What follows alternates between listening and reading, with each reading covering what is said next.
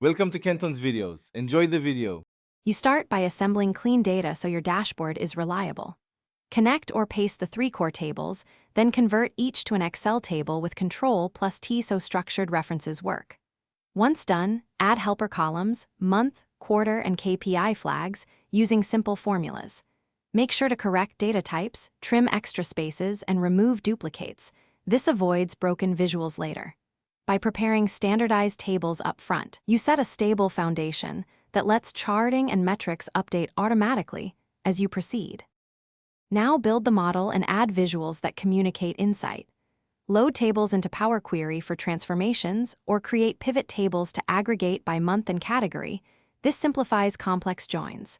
Then insert charts, clustered columns for comparisons, a line for trends, and KPI cards or a gauge for targets. Once charts are placed, link slicers and timelines to pivot tables so filters sync. Make sure to use named ranges or dynamic formulas for titles and annotations, so labels update automatically when data. Finish by refining layout, adding meaningful titles, and locking down interactions so viewers focus on insight. Once done, refresh all connections and test every slicer and filter combination to catch edge cases. Make sure summary metrics match source totals. If they don't, trace formulas and pivot aggregations.